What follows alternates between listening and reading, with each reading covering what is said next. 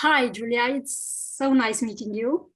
Warm welcome to our viewers to this interview. And I have to say how excited I am to be the one who's conducting this interview.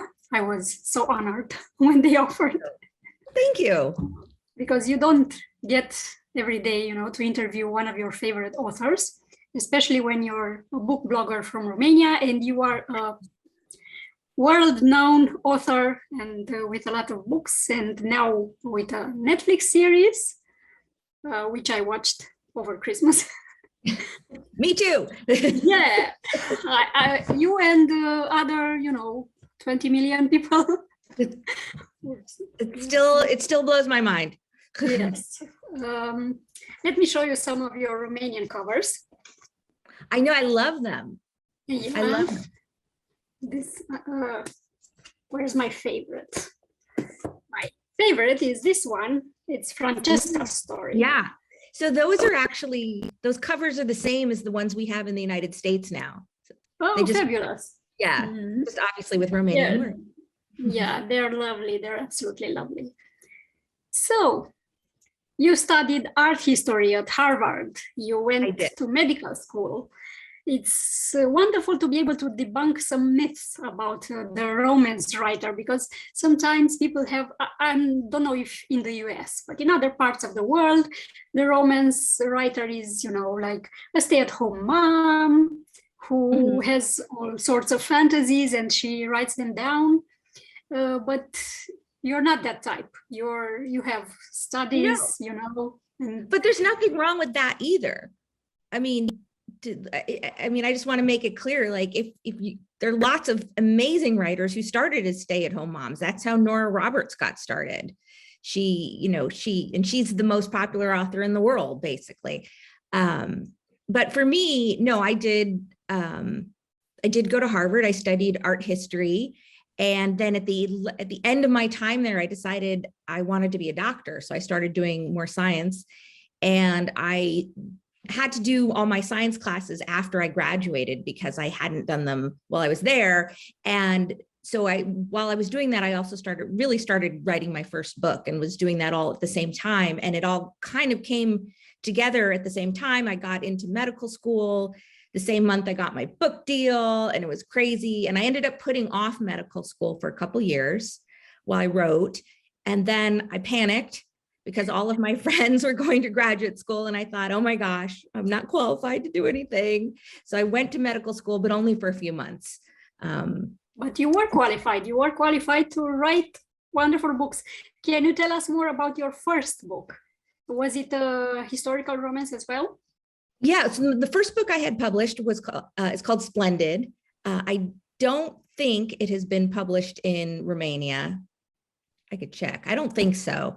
And that one was, it's funny when you read people's first books, a lot of times, like if you go back to mine, at least, it's not as polished as my current books, but I think there's kind of an excitement and an exuberance in it, where people are writing these first books and we have no idea what we're doing. So we're just kind of having so much fun. And I think you can really feel the fun I was having with it, but it's about an American who goes to England to stay with her cousins, and she gets frustrated. She gets mistaken for a maid, and that's how she saves like a little boy from getting run over by a carriage. And then she meets a duke, and so it's just lots of fun.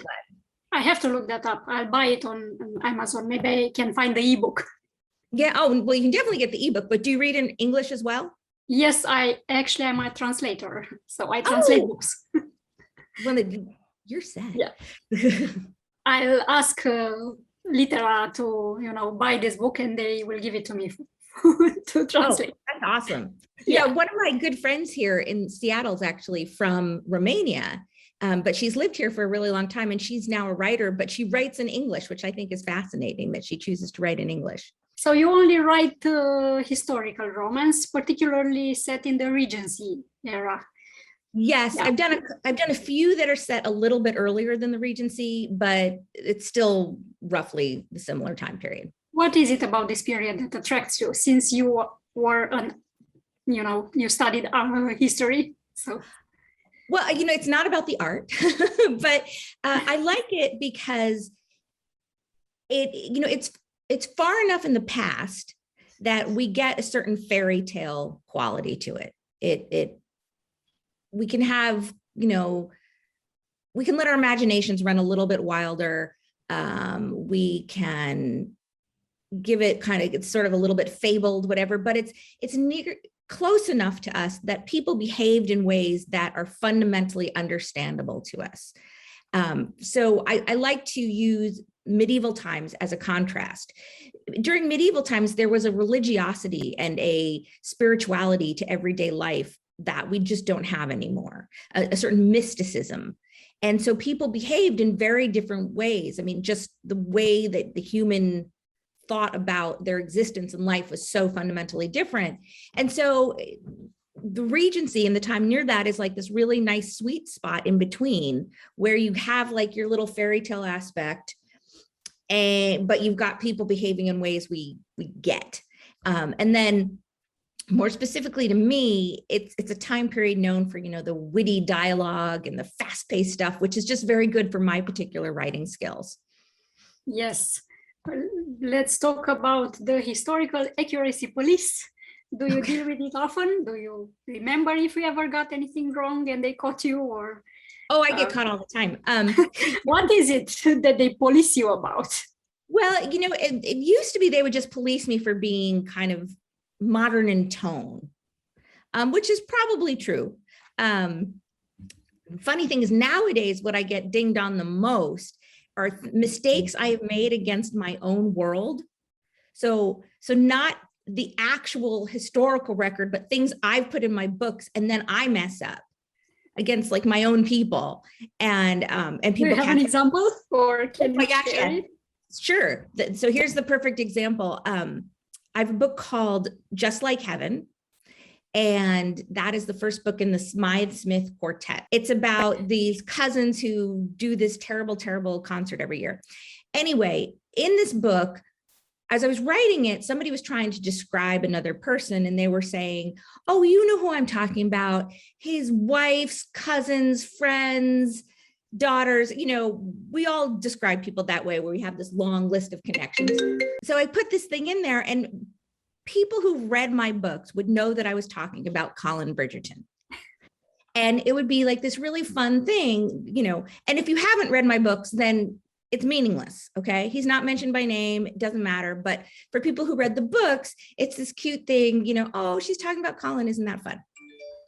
And so then, but for this to work, Colin's married, okay? But then at the end of the book, I have somebody talking to Colin, and he's not married. Okay, so here's the thing. So if you've only read this book, there's nothing that's incorrect, because he's not mentioned by name at the beginning, okay? You would have to know who he was. Well, but if you've read all my books, then you notice there's something wrong. Okay, so I got it wrong. I didn't notice it. My editor didn't notice it. My copy editor didn't notice it. My sister didn't notice it. I heard from readers 3 hours after the book went on sale. Wow, you really have big fans. I know. It's like, what? And so you're kind of kicking yourself, but at the same time, you just have to be happy that people care that much. Yes, because they love you, and they love your whole universe of characters, and they have read all of them, so that they are able to spot this. So yeah, it's really funny. I'm writing a romance now, and when I get to the sex scenes, I cannot write them. I feel like laughing, or just they seem wrong. And I'm embarrassed that my parents or, my daughter, when she grows up, might read it. Are you ever worried, or are you ever embarrassed that, someone in your family or close friends will read them and, make fun of you? No, I think maybe just I've been doing it for so long, or maybe because I knew that when I first started writing, probably I'm just thinking like the most embarrassing would be my mother, but she had read romance novels. So it wasn't like it was going to be this huge surprise. I don't know. I guess I'm just Yeah, it's another thing when you read a romance written by someone else than your daughter. I know, I guess just for me, I know so many romance authors just because I do that. I've just gotten to the point where like, it just doesn't even faze me. Like it feels like everybody I know writes intimate scenes, and like, I don't even think about that when I'm talking to them anymore. So for me, I'm over it. But I get it. I mean, I get where people would be weirded out a little. Yeah. Well, you have 8 nominations to Rita Awards. Am I right? Did I count them correctly? Were they 8 and 3 times a winner? Definitely 3 times a winner. I can't remember the nominations, but 8 sounds about right. Yes. Do you ever read the novels that win when you're also nominated, when you're not the winner, obviously? Do you have to check on them? Yeah, well, often I'll have read them before they win. Like I will often, if I'm nominated, I will try to read all the books in the collection, and also just the books that are finalists are usually very good. So yeah, I've often read the winners. And are you going to ask me what I thought? I don't remember. No. Okay. Is Rita a live event? Like you go there in a nice dress and you have to deliver a speech? Yeah. I mean, the 3 times I won, I was there in person. Yes. What do you normally say in your speeches? Who do you thank? Or, how people say thank you for everything? Well, always my editor and my agent, and then usually my family. I try to keep it short because some people are up there and they go on a really long time. Yeah, it's just. Do you prepare a speech in advance or do you improvise? A little of both. The first time I won, I actually just got up there and I laughed because it was for On the Way to the Wedding, which was the final Bridgerton book. And that book had when it came out, it got an interesting reception. I mean, lots of people loved it, but some people, I don't know what they were expecting of the last Bridgerton book. And, this one well-known reviewer called it the worst and most disappointing book of the year, which was kind of funny. I know. And I was like, really? Like, okay, maybe the most disappointing just because you were expecting something else, but I'm pretty positive it's not the worst. Yeah, anyway, definitely. So then it won this award and I was just laughing. It was so funny. Do you get upset when you read negative reviews?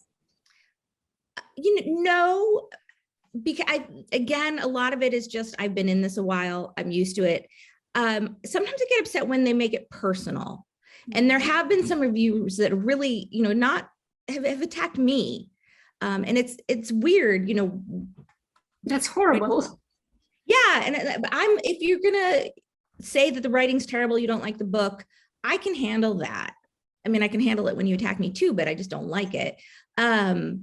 But sometimes, people will make personal attacks and that's hard. And now that I have such a higher profile because of the show, I think a lot of people online don't understand that when they say these terrible things, they are attacking a real person, Exactly. Yeah, because online, everything seems like everyone is just, like a name on social media, but behind that is a real person. Yeah, exactly.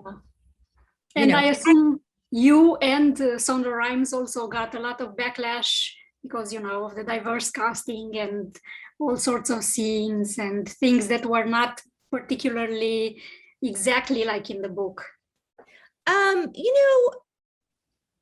It's actually been overwhelmingly supportive. When the casting was announced, there were a few loud voices who were angry about the diversity of the casting. I think it's wonderful. I love it. And I'm so grateful that there's this large group of people working on it who's helped to expand my world into something that is more colorful and more inclusive and more diverse. And I think that they did it better than I could have on my own. Because I'm one person, I've got my imagination, I've got the experiences I've had in life, I've got the skin I'm in. I can do so much. But when you bring in, a writer's room with 12, 16 people, and they are incredibly diverse, both in, in terms of gender and sexual orientation and race and religion, and they can all bring in pieces of their own experience to expand the story in another way. And then plus also it's a visual medium, which mine isn't. And you can just do a lot more. And I think it's wonderful. And I think that, to all the people who were, the historical accuracy police, I feel like I have to remind them, there is an element of fantasy to historical romance anyway. If you read a lot of historical romance novels, you'd think there are hundreds and hundreds of really good looking men who are in their late 20s with titles, who are not married yet, who have all their teeth and don't have syphilis. I mean, that's just not true. And exactly. So if you can believe that you've got all these like amazingly hot guys running around just looking to get married, then you can believe that one of them has darker skin. I have no problem with that. And I think, something that I'm coming to realize as I get older, as I have more experience, as the world changes, this is not just me, that we need more representation in everything, that how important it is that everyone can see themselves in the story and in the story with the happy ending. Romance is all about the happy endings. And yes. I want everybody to be able to see themselves in the happy ending. And, that may not be something that I can do myself in my books as well as somebody else can. So I've been working very hard to help promote a lot of authors of color who are doing great books with characters of color, because I think they can tell those stories better than I can.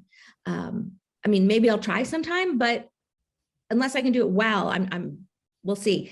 And then, with this whole massive group of people working on the show all together, then, they can bring this story to life in a way that I can't do on my own either. And I think it's amazing and wonderful. Yes, and it turned out wonderful. And we were all very visually pleased with how the cast turned out. Oh, it's amazing. And I will say no more. Did you see the little clip of season 2? Yes, I did. So good. I'm so excited. Yeah. And I'm looking forward to it, but not this Christmas. No, maybe later, right? There isn't an official date. They're saying spring. So I promise you, there are some things I know I'm not allowed to say, but the premiere date is not one of them. As good as Christmas. Yeah, no, it won't be that. I know for a fact there will not be a big Christmas surprise. It will not be out Christmas. They're saying spring, but I don't know when in spring. Well, whenever it comes, it will be great. We were talking about On the Way to the Wedding, that it won the Rita Award.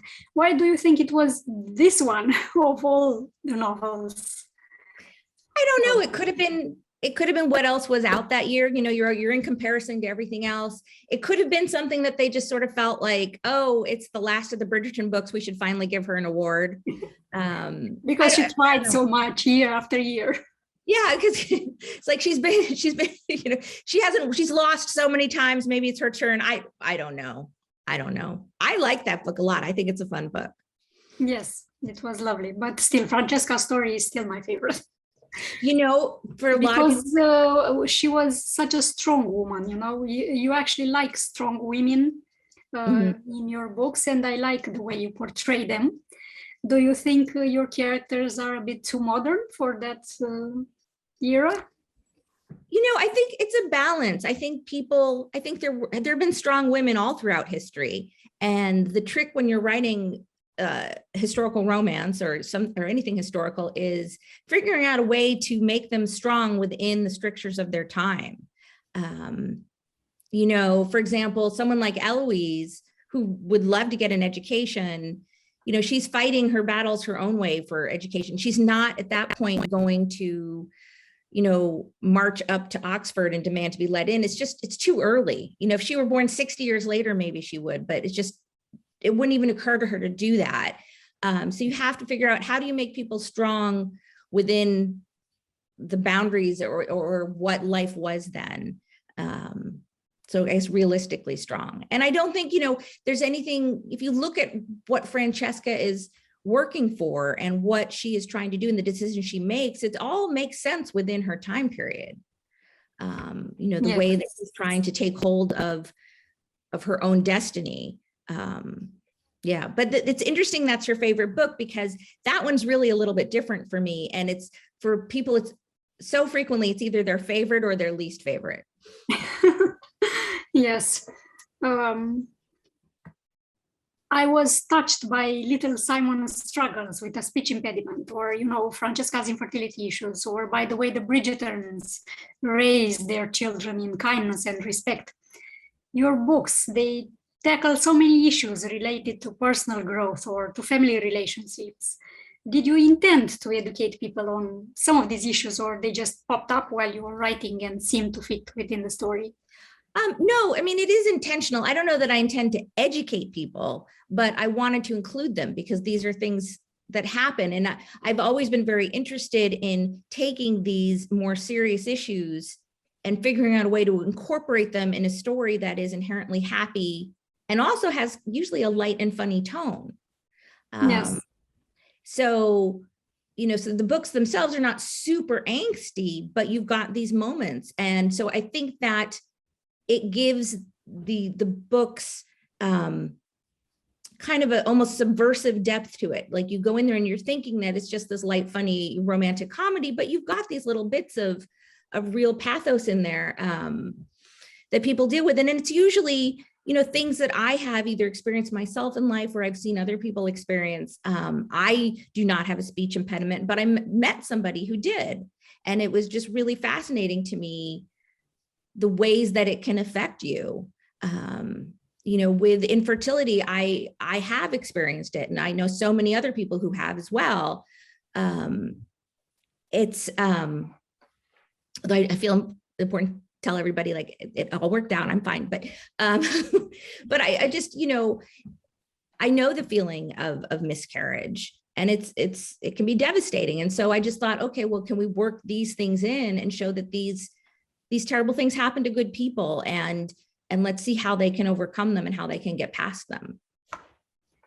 Humor, it's also everywhere in your books. Most of your heroines are funny and smart and always have a good comeback. Is the sense of humor an important trait for your characters?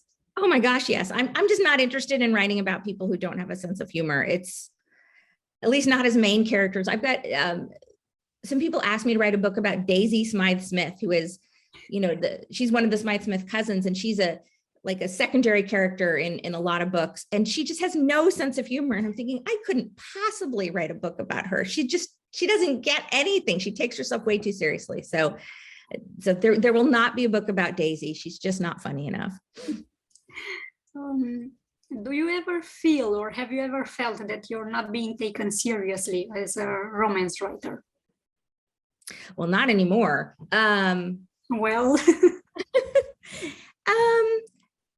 it depends on what you're looking for. I was never out there thinking like, oh, I'm not being taken seriously because I'm not getting reviewed in the New York Times.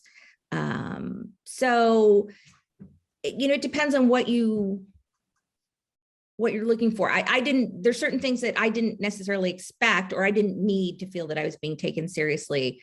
For the most part, no, I do feel that I am taken seriously, for the genre and profession I have chosen, for the things that are appropriate for, because I write commercial fiction. I don't write literary fiction. It is a different thing, and there are different things. Occasionally you get a little dig. I get, now with Netflix, the Netflix show, everyone's always referring to it as, Netflix's raunchiest show. And I'm like, it just is, but I'm okay. I'm pretty happy with where I'm at right now. As I was saying, I'm currently trying to write a romance. Mm-hmm. Do you have any advice for me as a beginner writer? Well, I have to ask, are you writing in English or Romanian? In Romanian. Romanian. Okay. Not that actually has anything to do with my answer, but I was just curious. I think that, unfortunately, the biggest piece of advice is that you actually have to write the book. And I always tell people, if I could figure out how to actually get a book done without writing it, I would have figured that out. I think the most important advice really is to remember that there's no one correct way to do it. And I have friends who they sit down and start writing. I have friends who write such a detailed outline you couldn't believe. I'm somewhere in between. I'm somebody who has to work out the characters first. I have other friends who need the plot. And I write mostly in order from beginning to end, but I know people who skip around, and then occasionally I skip around. So I think that's just the important thing, is to remind yourself that the right way to do it is the way that eventually works for you. And it may take you a while to figure that out, but it's important to get that, because otherwise, you'll be constantly beating yourself up about it. You'll hear, oh, wait, that's how to do it. That's how she did it. Oh, I'm doing it wrong. And probably you're not. You're probably just figuring out what works for you. That's a great piece of advice. Thank you. In the end, I would like to ask you if you could, send a message to your Romanian readers. Sure. And I would also, this is also going to Moldova too, right? Yes, I think so. I want to say hi to them too, because I've been researching my roots, and my great-great-grandparents came from Moldova. So wow, that's fabulous. I think, yeah. So I definitely want to say hi, and maybe Romania as well, because the borders move around so much, you can never tell where everybody was from. But yeah, no, definitely from, is it pronounced Chisinau? Chisinau, the capital of Moldova? Chisinau. Chisinau. Yeah, you're close enough. Chisinau, yes. So from Chisinau. I just want to say how excited I am that so many people around the world are reading the books. It's incredible to me, and it's still one of the things that delights me the most is when I see the foreign editions, and I'm just thinking, oh my gosh, how is this possible? Or when they send me them in the mail and I get them and I look at them, I'm like, and sometimes it's fun. You get them and you don't know what language it is. You're like, what language is this? What book is this? And it's so thrilling to me. So I'm just so happy that the books are touching a chord with people all over the world. So thank you. And I hope that someday I can come visit. I would love to visit. That would be fabulous. Yeah, someday we will invite you to come over for our largest book fair. You'll do a lot of book signings, definitely. Oh, that would be amazing. I love to travel, and COVID has put a big dent in that. So I'm very excited for everybody to get their vaccinations. Let's get this done. Let's get traveling again. Let's do this. I agree. Thank you. It has been great talking to you, and finding out so much information about the universe of your characters. And also thank you for the advice. I will go on writing, and if something comes up, then it's fine. If not, also fine. And how do I thank you in Romanian? Mulțumesc. Mulțumesc? Yes. Okay. See, your roots are there because you're pronouncing very well. That's very nice of you to say that. Okay. Thank you again. See you. Bye. Bye.